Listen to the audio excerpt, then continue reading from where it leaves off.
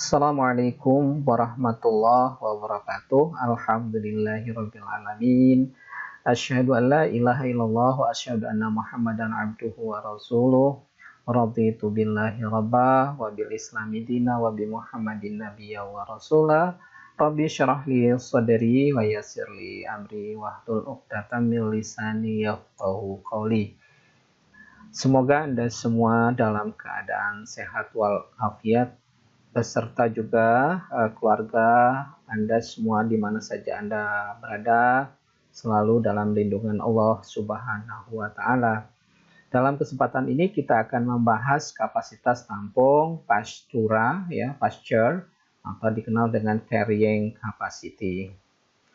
Apa itu kapasitas tampung atau carrying capacity itu? Atau dikenal dengan sisi adalah kemampuan untuk menampung ternak per unit persatuan luas sehingga memberikan hasil yang optimum atau daya tampung padang pengembalaan yang mencukupi kebutuhan pakan hijauan yang dihitung dalam animal unit atau satuan ternak. Jadi di dalam pengelolaan padang pengembalaan itu kita harus perhitungkan jumlah ternak yang sebaiknya ya atau yang optimal dimasukkan ke dalam padang pengembalaan kita. Nah, kepadatan ternak yang tidak memperhatikan carrying capacity akan menghambat pertumbuhan hijauan yang disukai, sehingga populasi hijauan yang berproduksi baik akan menurun ya kemampuan produksinya karena tidak mendapat kesempatan untuk tumbuh.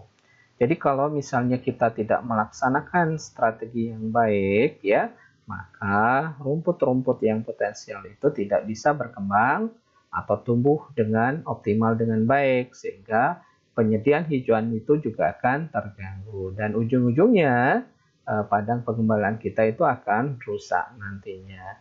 Nah, ini tidak diharapkan oleh kita. Oleh karena itu harus dilakukan perencanaan yang matang atau baik. Jadi ternak yang dimasukkan ke kandang itu harus sesuai dengan kapasitas tampung yang ada. Kalau kemarin kita sudah jelaskan itu bagaimana tipe-tipe ya grazing pengembalaan yang sebaiknya bisa dilakukan oleh kita.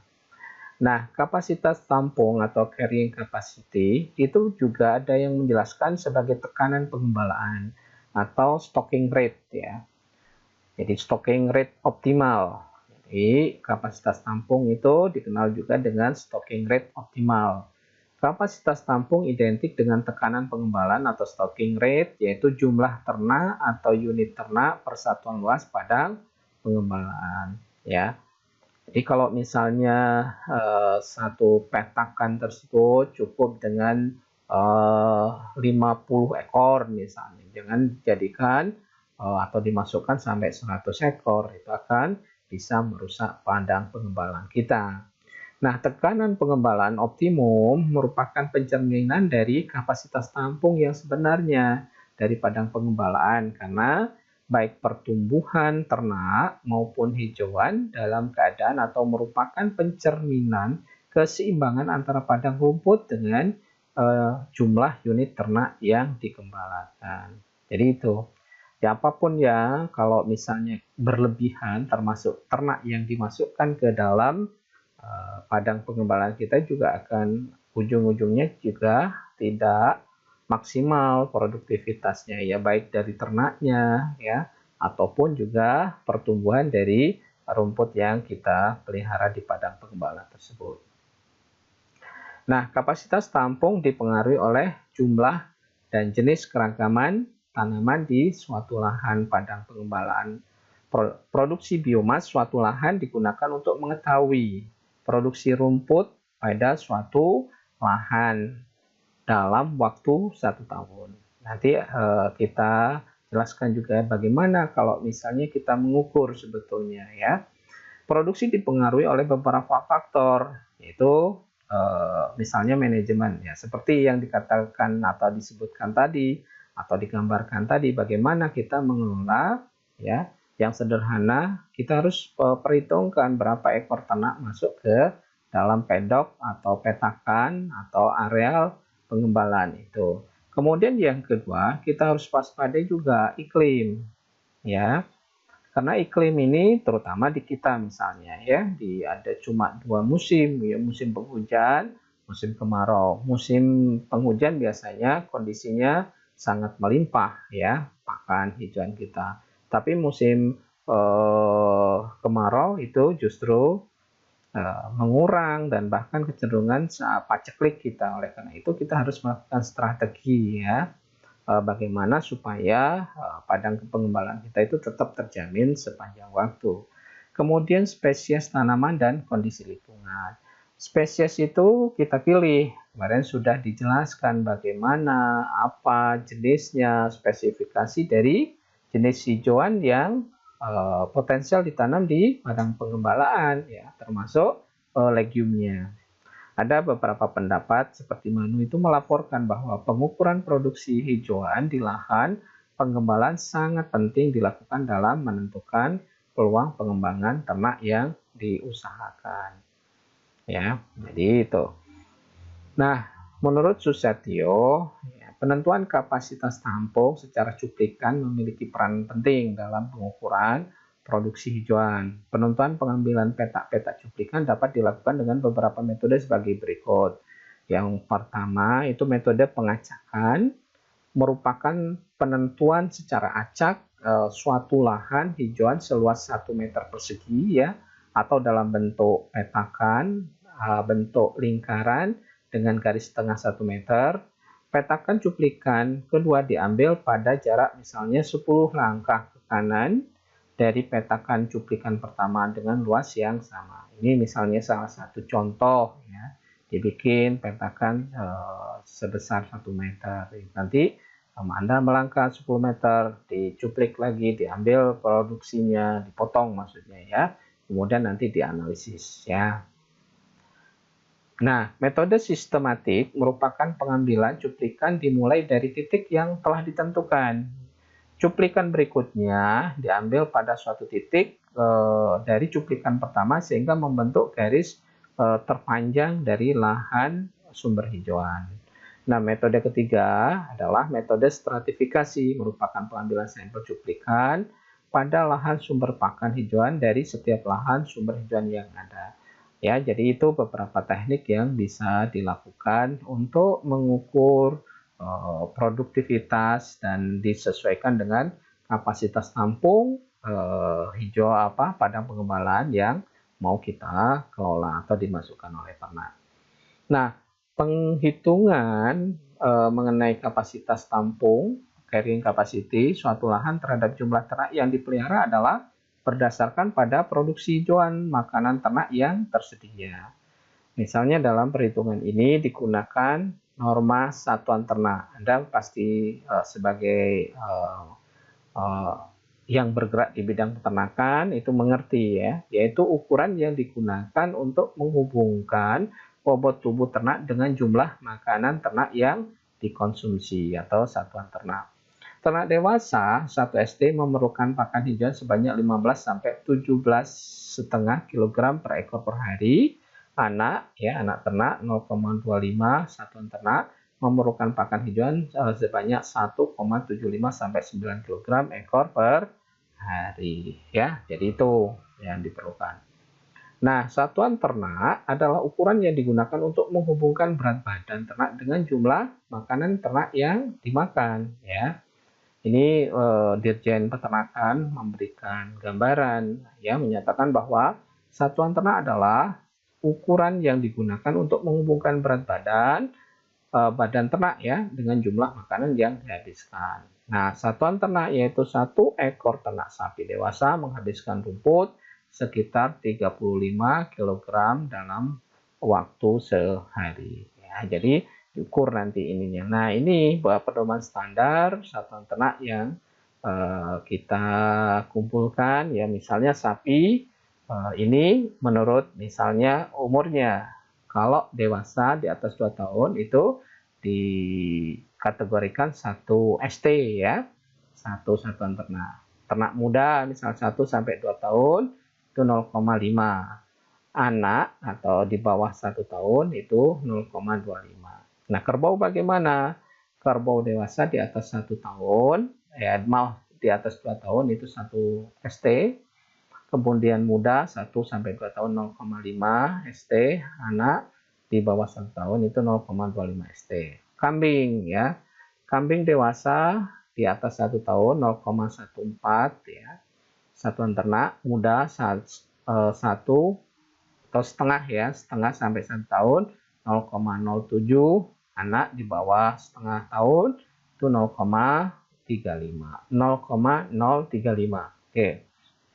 Domba dewasa misalnya di atas 1 tahun itu 0,140, domba muda ya setengah sampai 1 tahun 0,70, anak di bawah setengah tahun itu 0,035. Itu satuan ternak. Nah, berikutnya adalah yang perlu diperhitungkan proper use factor PUF. Apa itu proper use factor? Adalah faktor yang harus diperhitungkan untuk menjamin pertumbuhan kembali hijauan makanan ternak tersebut ya. Jadi faktor-faktor yang mendukung atau pertumbuhan dari rumput itu harus diperhitungkan. Itu dikenal dengan proper use factor. Faktor tersebut yaitu bisa lingkungan ya. Kemudian jenis ternak, jenis tanaman, tipe, iklimnya, dan keadaan musim. Nah, penggolongan nilai PUF ini, proper use factor ini, untuk padang pengembalaan adalah misalnya dengan proper use factor ringan itu kisarannya 25-30%, sedang itu 40 sampai 45%, kemudian berat itu 60-70%. Pada umumnya, kelas tanah dialokasikan untuk peternakan termasuk golongan yang sedang dan ringan. Ya, secara umum memang tanah atau lahan untuk peternakan itu adalah lahan yang marginal. Ini yang kurang menguntungkan bagi kita. Harusnya ya memang dibutuhkan kalau kita pengen produktivitasnya tinggi, ya lahan ataupun tanahnya itu harus bagus sehingga mendukung produktivitas dari hijauan yang kita tanam. Nah, menurut Susetio, ini kapasitas tampung lahan padang pengembalaan dapat dihitung dengan memperhatikan periode merumput ternak, misalnya periode istirahat. Jadi, padang pengembalaan itu perlu juga diistirahatkan untuk supaya terjadi proses pemulihan dan pertumbuhan kembali.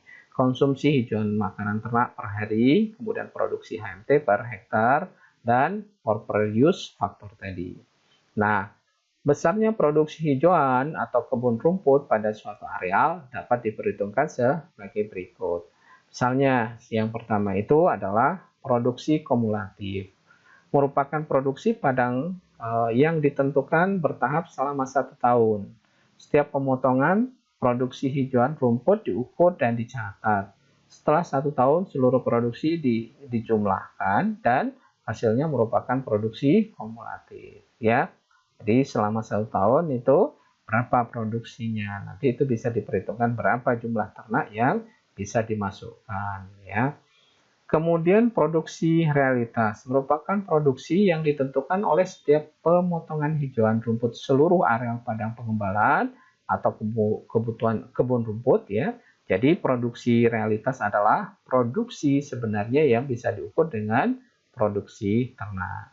Nah, yang ketiga itu adalah produksi potensial. Merupakan produksi yang ditentukan atas dasar perkiraan suatu areal padang pengembalaan atau kebun rumput. Jadi, perhitungan ini cenderung disebut sebagai taksiran yang produksi potensial ini.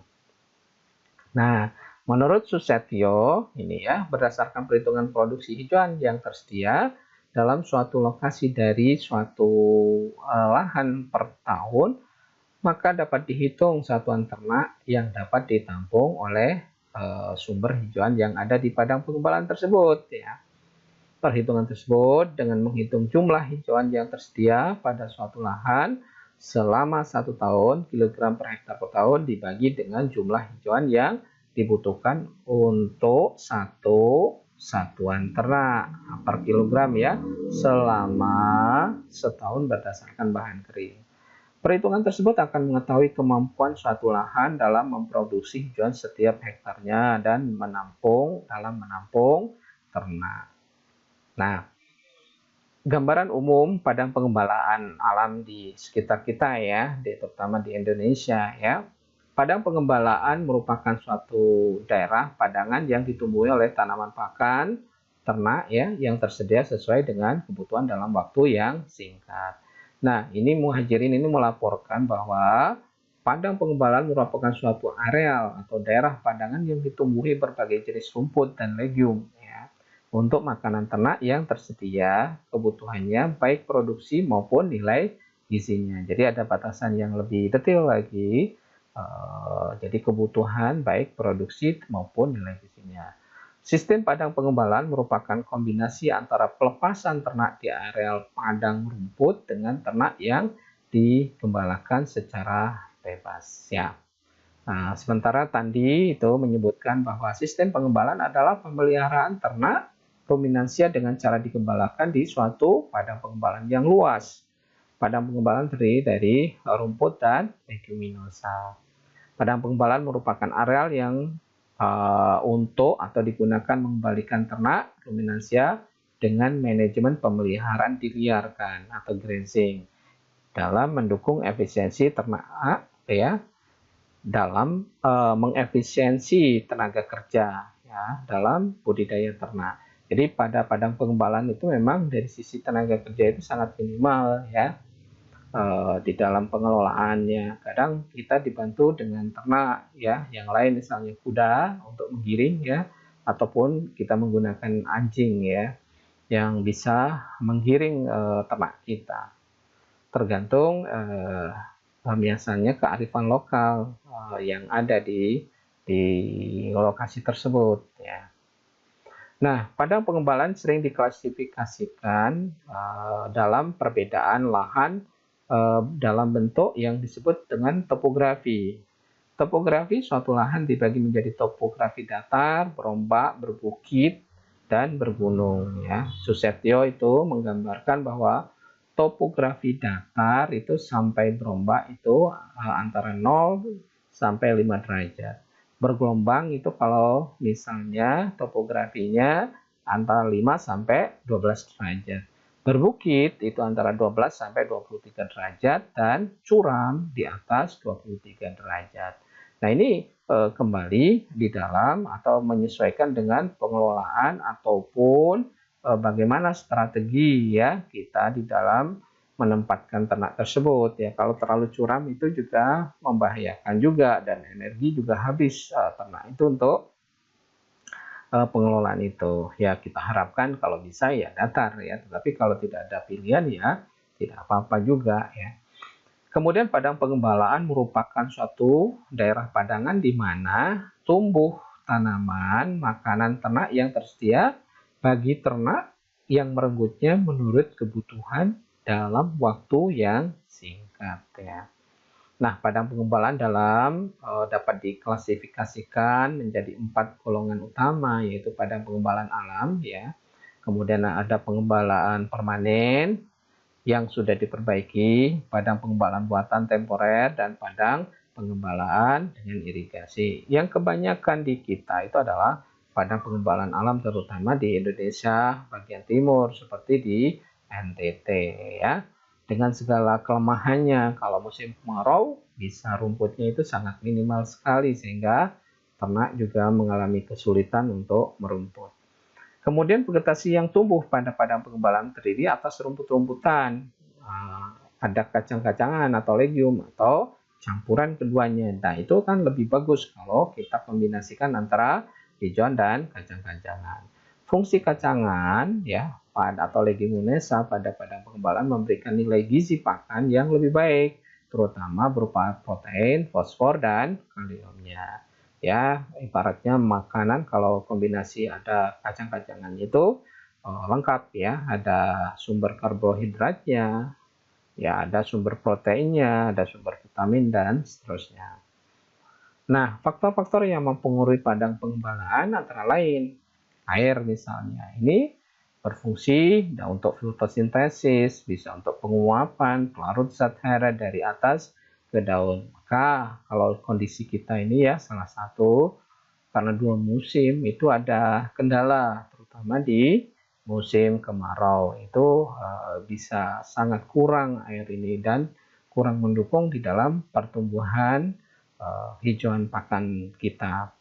Peningkatan pertumbuhan tanaman sejalan dengan peningkatan intensitas cahaya. Jumlah energi matahari yang diterima seawal mungkin pada saat munculnya sampai periode pemasakan adalah penting untuk akumulasi berat kering selama periode tersebut. Nah, kompetisi zat-zat makanan, kompetisi terjadi dengan tanaman utama. Kekompakan tanah atau pastura yang digembala dengan stocking rate tinggi, tanah menjadi kompak, padat berakibat mengurangi aerasi air dan daya tembus akar. Jadi kalau misalnya kepadatan ternak juga itu kan membuat tanah atau lahan kita itu padat sehingga aerasinya kurang bagus. Ini akan berdampak pada pertumbuhan hijauan kita yang kita tanam. Nah, pengelolaan padang pengembalaan yang digunakan untuk pengemukan sapi ya, dengan sistem pastura fattening adalah rotasi pemanfaatan padang pengembalaan ya. Suatu areal padang pengembalaan dibagi atas beberapa petak seperti yang digambarkan kemarin ya, diisi dengan beberapa ekor sapi yang digemukkan. Setiap petak harus diamati terus agar dapat ditentukan saat yang tepat untuk melakukan rotasi. Nah, ini beberapa hal tentang kapasitas tampung dari padang pengembalaan ya. Sekian dulu, Bapak ucapkan terima kasih atas atensinya. Salam untuk keluarga Anda semua, semoga selalu dalam lindungan Allah Subhanahu wa taala. Tetap protokol Covid ya. Tetap pesan Ibu itu jaga jarak, pakai masker, cuci tangan dengan sabun, itu tetap harus kita lakukan ya. Tetap semangat ya. Nasrum minallah wa fathun qarib. Wassalamualaikum warahmatullahi wabarakatuh.